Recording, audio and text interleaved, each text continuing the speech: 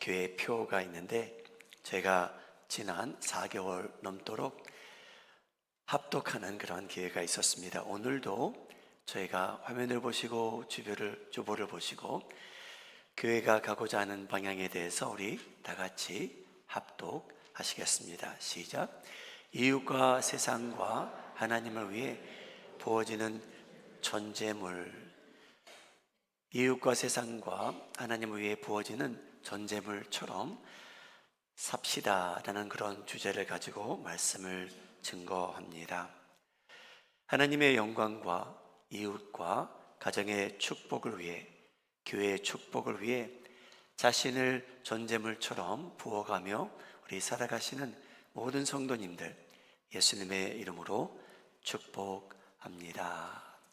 우리 주변에 계신 분한테 수고가 많으십니다 라고 축복해 주시죠. 수고가 참 많으십니다. 예.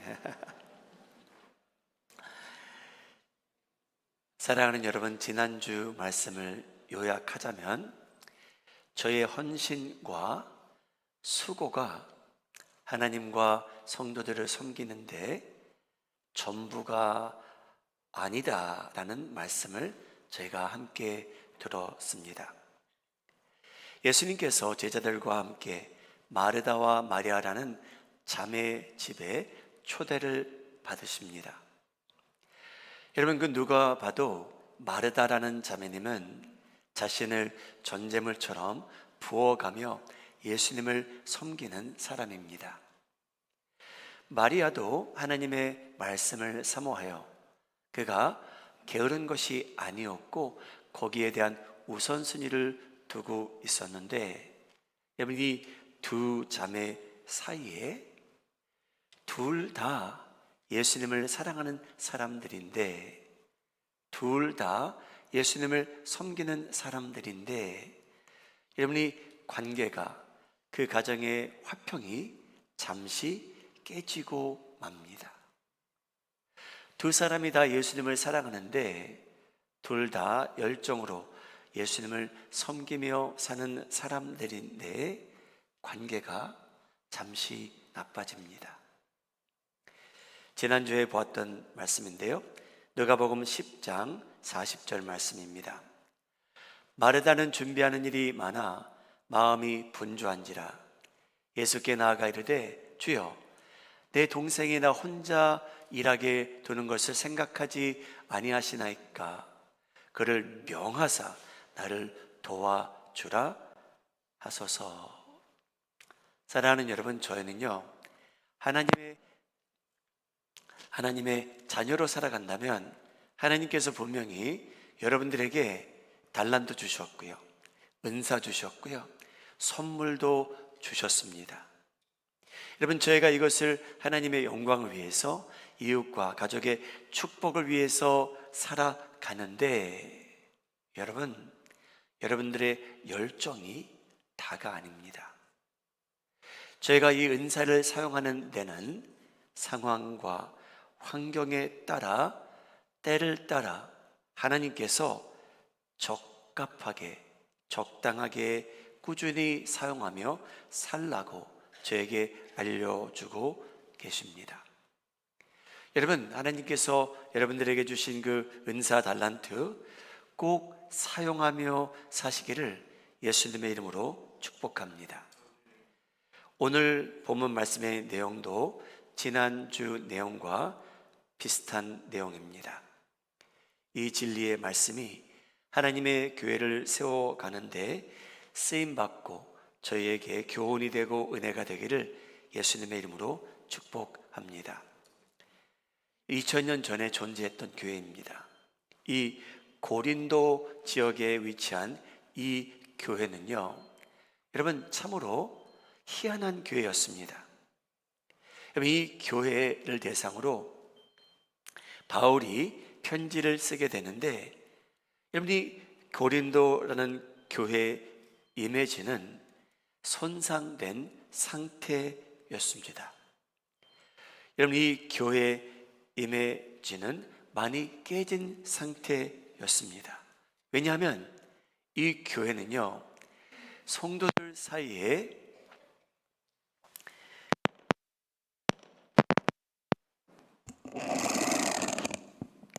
성도들 사이에 분열이 일어남으로 인해서 교회가 네 파로 갈리워진 상태입니다. 여러분, 그 교회에 저희가 만일 방문해서 예배를 드릴 수 있었더라면 여러분, 저희에게는 분명히 은혜가 안 될 요소들이 너무나 많았습니다. 그런데 여러분, 희한하게도 분열이 일어나는 이 교회인데 여러분, 성도로서 이 교회를 보자면 성령의 임재하시면 분명히 있었던 교회입니다. 하나님께서 이 교회 사랑하셨고요, 성령님께서 임재하시는 것이 눈으로 봐도 뚜렷이 나타났고요, 귀로 들어도 하나님께서 우리 가운데 임재하고 계시는구나 라는 것이 너무나 뚜렷했던 그러한 교회입니다. 이 교회를 위해서 이제 바울이 이 글을 쓰는데 바울은 말하고 있습니다. 하나님께서 그들에게 교훈을 주십니다.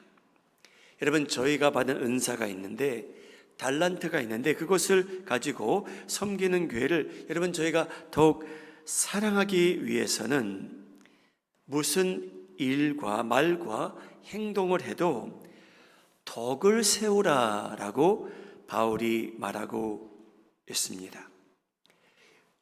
여러분들이 받은 은사를 가지고, 달란트를 가지고 교회를, 하나님의 교회를 든든하게 하라고 바울은 명하고 있습니다. 여러분들이 받은 은사가 남들에게도 덕이 되고 교회를 세워가는데 하나님께서 기뻐하시는 일들이 있기를 예수님의 이름으로 축복합니다. 고린도전서 14장 26절 내용이 그러합니다. 저희가 함께 읽겠습니다. 시작. 그런즉 형제들아 어찌할까, 너희가 모일 때에 각각 찬송시도 있으며 가르치는 말씀도 있으며 계시도 있으며 방언도 있으며 통역함도 있나니. 자, 여러분 잠시요. 여러분, 얼마나 훌륭한 교회입니까? 이런 성도들이 모여서 예배를 드리는데요, 어떤 사람에게는요 찬송의 시가 임할 정도였대요. 얼마나 영적인 교회였냐면요, 가르치는 말씀도 있었대요. 여러분, 얼마나 특별한 대상이었냐면요, 하나님의 계시가 그곳에 임하는 교회였대요. 여러분, 얼마나 성령 충만했냐면요, 예배를 다 드리는데 방언도 임하는 교회였답니다. 여러분, 이 교회가 얼마나 특별했냐면요, 찬양도 임해요, 가르침의 말씀도 있어요, 하나님의 계시도 임해요, 방언도 터져요. 여러분, 얼마나 특별한 교회였냐면요, 하나님께서요 통역하는 은혜도 어떤 성도들에게 허락하신 교회입니다. 우와, 대단한 교회 아닙니까 여러분? 근데 바울은 저에게 상기시켜주고 있습니다. 여러분, 이러한 교회인데 모든 것을 하는데 덕을 세우기 위해서 하시기 바랍니다. 영어로는요, 교회를 단단하게 세워가기 위해서 하시기 바랍니다 라고 표현을 하고 있습니다. 특별한 교회입니다. 사랑하는 여러분, 교육자들까지 포함해서, 모든 지도자들까지 포함해서 여러분, 저희가 받은 은사가 교회는 전부가 아닙니다. 여러분들의 열정이 아무리 뜨겁다 해도 그것이 전부가 아닙니다. 하나님께서는요 은혜를 베푸시는데, 저에게 달란트와 은사를 주시는데 저희가 make sure 하라고 하세요. 내가 받은 은사가 하나님의 교회에 덕을 세우는데 쓰임 받는가, 아니면 나는 내 마음대로 사용하고 있는가, 저희가 점검해 보며 살아야 되는 그러한 내용입니다. 사랑하는 여러분, 교회 주차장에 들어오면서부터, 아니요, 교회 주차장에 들어오기 전부터 여러분 입에서 나오는 모든 말씀과 여러분의 모든 행동이 다른 성도들에게 은혜가 되고 하나님의 아름다운 교회에 덕을 세워가는데 쓰임 받기를 예수님의 이름으로 축복합니다. 여러분, 찬송을 하더라도 하나님께 영광이 되고 남들에게 덕이 되기를 바랍니다. 여러분, 저희가 배워야만 합니다. 여러분, 일부 예배를 드리는 성도님들 가운데 90%는요 이 교회를 섬기시는 분들이세요. 소망부, 유초등부, 중고등부 여러 방면으로 부엌에서 일하시는 성도님들, 여러분, 저희가 하는 모든 일이 우리의 말과 행동이 하나님의 교회를 건설적으로 세워가는데 쓰임 받았으면 합니다. 멕시코를 위해, 니카라과를 위해 선교를 준비하시는 분들이나 교회를 청소하시는 분들이나 교회 사무실에서 일하시는 분들이나, 여러분, 저희가 하는 모든 일들이 다양한데 하나님께서 교회에 덕을 세워가기 위해서 사용하라고 하십니다. 여러분, 오늘도 자신을 전제물처럼 부어가며 살아가실 때에 여러분들은 남들에게 덕이 되고요, 식구들에게 축복이 되는 통로가 되고요, 하나님의 교회가 든든히 단단히 세워져 가는 그러한 성도님들 되시기를 예수님의 이름으로 축복합니다. 여러분, 저희가 받은 달란트 너무나 중요합니다. 가정을 위해서, 이웃과 하나님의 교회를 위해서 잘 사용돼야 됩니다. 여러분들의 열정 하나님께서 기뻐하십니다. 그런데 오늘 이 말씀은요, 하나님께서요 하나님의 교회를 위해서, 가정과 이웃을 위해서 저희가 받은 은사가 있는데, 열정이 있는데 하나님께서 절제하며 신앙생활 해야 될 때가 있다고 명하십니다. 목사님 왜 찬물을 견주십니까? 제가 받은 은사, 제가 받은 열정이 있는데 하나님께서 저를 통해서 영광 받지 않기 원하신다는 말씀입니까? 아닙니다. 그런데 여러분, 오늘 이 내용은요, 저희가 신앙생활 하는데 저희가 받은 은사가 있는데, 달란트가 있는데, 여러분, 절제하며 살아야 될 때도 있답니다. 교회 덕을 세우기 위해서는요, 저희 식구들에게 복이 되기 위해서는요. 고린도전서 14장 28절 말씀인데요, 저희가 같이 읽겠습니다. 시작. 만일 통역하는 자가 없으면 교회에서는 잠잠하고 자기와 하나님께 말할 것이요. 여러분, 예배를 드리는데요, 그 교회 안에는요 방언하는 자가 있었답니다. 여러분, 하나님께서 그 예배에 동참하시고 영광 받으시는데 어떤 사람에게 방언이 임합니다. 여러분, 방언이 그 자리에 임한다는 것 누가 주신 겁니까? 하나님께서 주십니다. 다시 한번 그 구절 올려주시죠.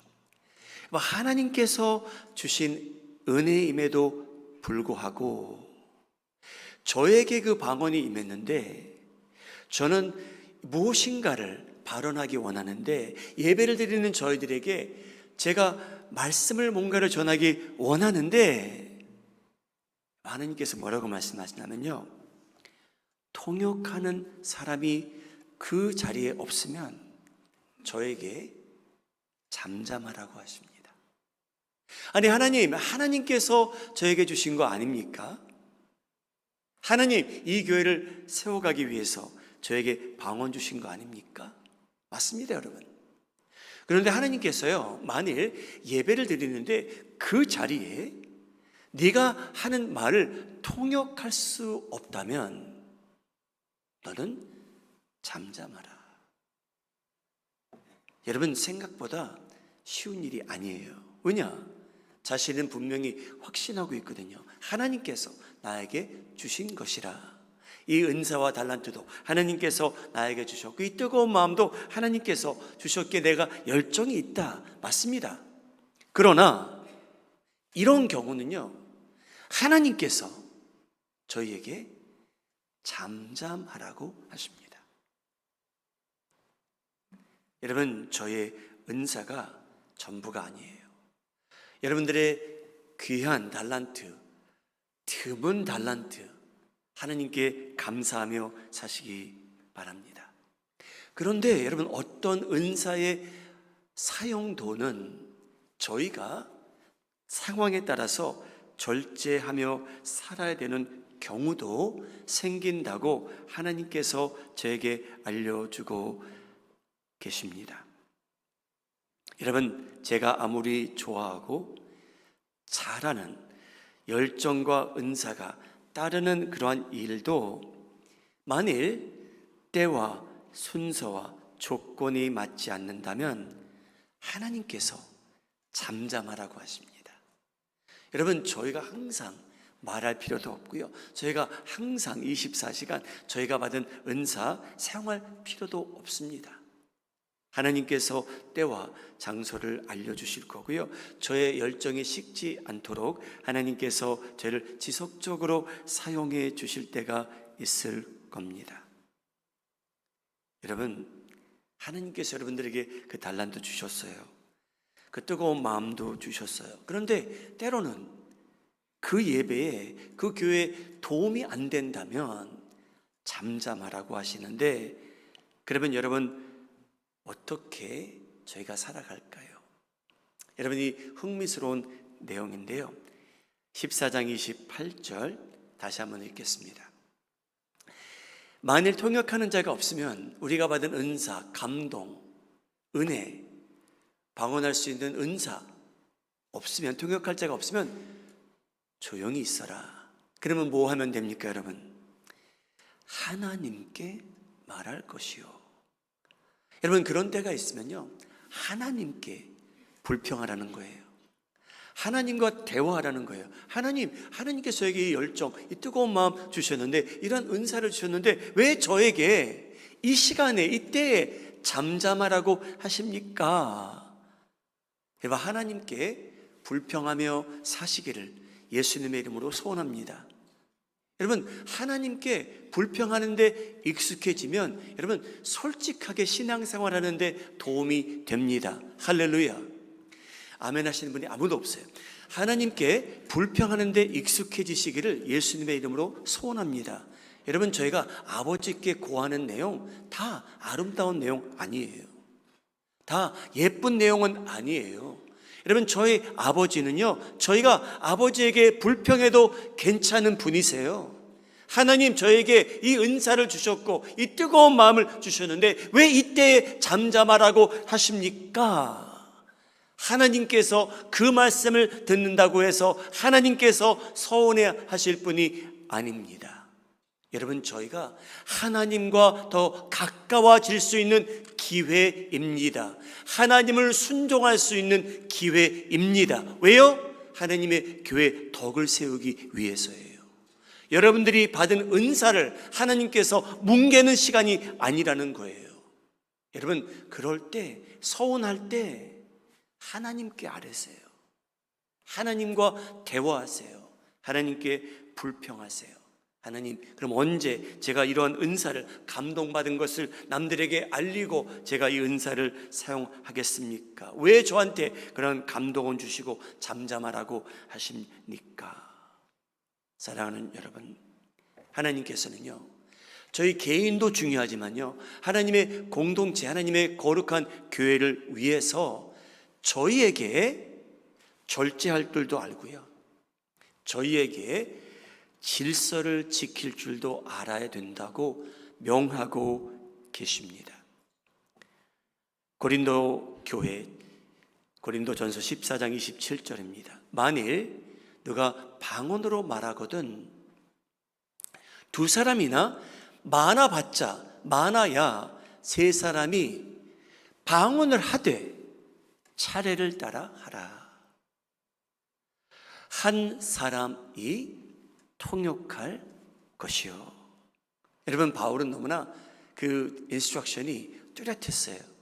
남들이 모르는 말을 하는데 내가 익숙치 않은 어떤 언어인데 두세 사람이 동시에 그런 하나님의 임재를 받는다면 바울은 말합니다. 여러분, 한 사람씩 하십시오. One at a time 하십시오. 그런데 통역하는 사람이 분명히 있어야 됩니다. 라고 바울이 교회에게 주신 말씀입니다. 하나님께서 저에게 주시는 말씀입니다. 왜요?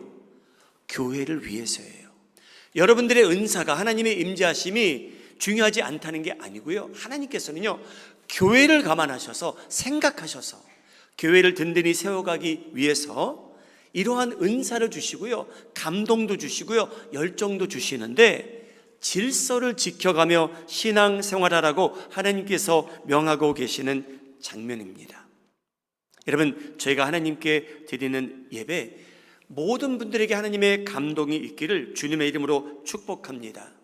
하나님께서는요, 저희가 예배를 드리는데 질서 있게 하나님께 예배 드리라고 명하고 계십니다. 여러분, 이 교회요, 분열된 교회였지만 하나님의 임재하심은 강했어요. 여러분, 하나님의 역사하심도 뚜렷했어요. 고린도전서 14장 30절 이럴 정도였어요. 만일 곁에 앉아있는 다른 이에게 계시가, 여러분, 하나님의 계시가 그 사람에게 임하면, 여러분, 저희가 언제 예배를 드렸는데 하나님께서 직접 저에게 계시를 주는 경우가 있습니까? 여러분, 많이 있기를 바랍니다. 근데 여러분, 이 교회 안에는요, 예배를 드렸는데 여러분, 앉아있던 사람에게 하나님께서 계시를 주는 교회였대요. 얼마나 대단한 교회입니까? 여러분, 계시를 제가 받았다고 가정해 보시죠. 그런데 옆에 있는 사람이 또 계시를 받는데요.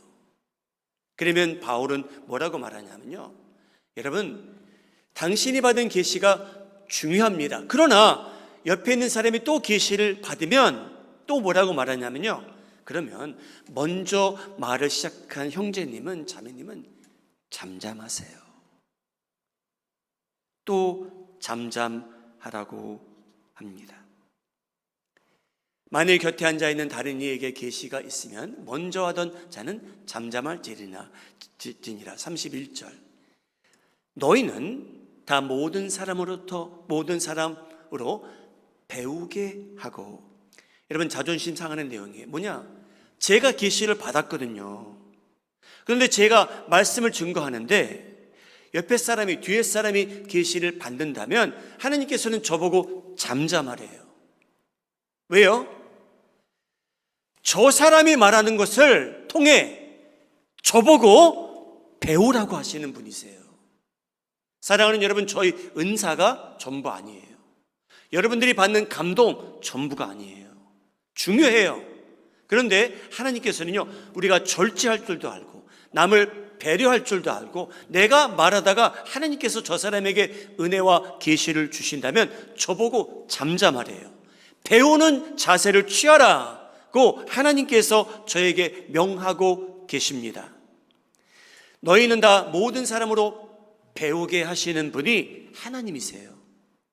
저만이 아니에요. 저 사람만이 아니에요.